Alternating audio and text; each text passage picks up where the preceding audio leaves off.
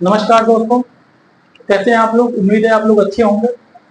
आज का हमारा वीडियो बीएनएस 2023 में कौन कौन सी सेक्शन धाराएं जोड़ी गई हैं उनके ऊपर है। तो वीडियो स्टार्ट करने से पहले आपसे रिक्वेस्ट है, अगर आप अभी तक आपने हमारे चैनल को सब्सक्राइब नहीं किया है तो चैनल को सब्सक्राइब जरूर कर लें, और वीडियो अच्छी लगे तो वीडियो को लाइक जरूर करें और अपने दोस्तों में भी शेयर करिएगा। चलिए वीडियो स्टार्ट करते हैं। बीएनएस 2023 के सेक्शन 2 सबसेक्शन 3 में बालक शब्द को जोड़ा गया है। बालक कौन होता है इसको परिभाषित किया गया है। सेक्शन 48 में बताया गया है कि भारत के बाहर भारत में अपराधों में किए जाने वाले दुष्प्रेरण, इसको समझिए पहले ये होता क्या है। कोई व्यक्ति द्वारा जो भारत से बाहर रहता हो, किसी दूसरे देश में रहता हो और उसके द्वारा भारत के अंदर कोई अपराध कारित किया जाता है।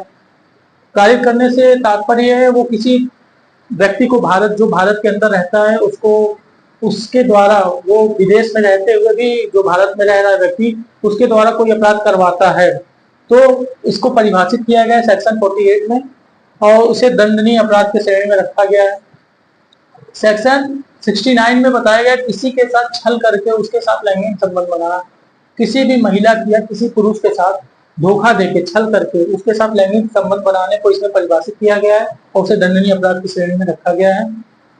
सेक्शन 95 में बोला गया कि किसी अपराध करने के लिए किसी बालक को भाड़े पर लेना, अर्थात कोई भी अपराध करने के लिए किसी भी बालक को हायर कर लेना, उसे सैलरी पे रखना, उसे पैसे देना, कि पैसे दे करके उससे अपराध कारित करवाने को इसमें परिभाषित किया गया है और उसे दंडनीय अपराध में रखा गया है।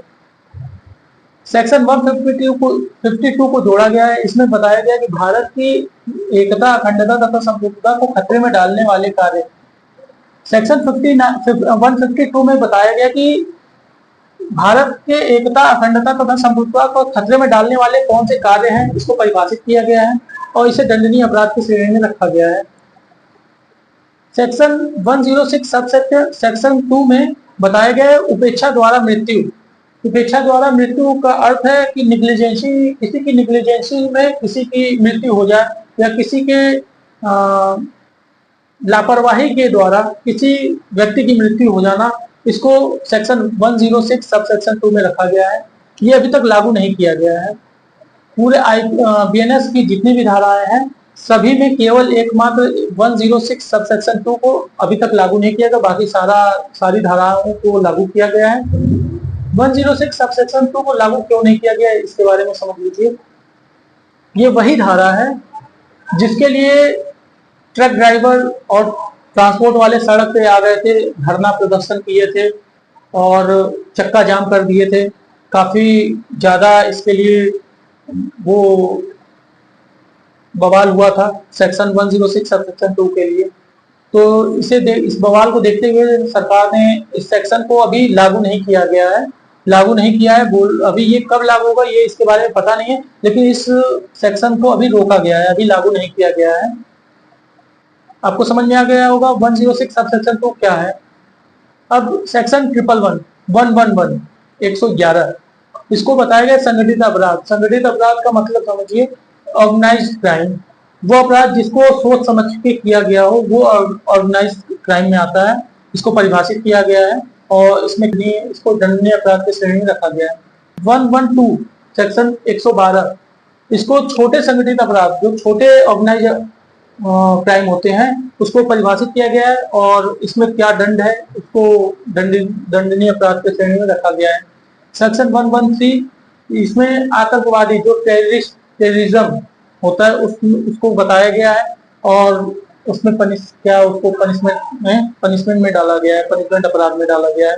फिर सेक्शन 195 सब सेक्शन 2 इसमें कहा गया है कोई लोक सेवक किसी दंगे, मतलब कोई लोक सेवक कोई गवर्नमेंट एम्प्लॉई है, वो अगर कोई भी दंगा या बलवा होता है तो उसको रोकने के लिए काम कर रहा है, उसमें कोई तीसरा व्यक्ति आके उसके कार्य को रोकता है या उसको बाधा पहुंचाता है, इसके बारे में बताया गया है और इसे दंडनीय अपराध की श्रेणी में रखा गया है। इसके बाद 304 सेक्शन 304 इसमें स्नैचिंग, छीनना, अगर कोई किसी का मोबाइल छीन के भाग जाता है या कोई किसी का चैन छीन के भाग जाता है या किसी भी प्रकार से स्नैचिंग करता है इसको परिभाषित किया गया है और उसमें क्या दंडनीय अपराध की श्रेणी में रखा गया है। फिर सेक्शन 341 सबसेक्शन 3 सबसेक्शन 4, इसमें बताया गया कि कोई व्यक्ति किसी अगर जाली दस्तावेज बनाता है या सील मोहर जाली नकली रखता है अपने पास, केवल वो अपने पास रखता है, वही एक दंडनीय अपराध है। वो उसको यूज करे या ना करे वो अलग की बात है। अगर वो नकली दस्तावेज या नकली सील मोहर अपने पास रखता भी है अगर, तो वो भी दंडनीय अपराध के श्रेणी में जाता है।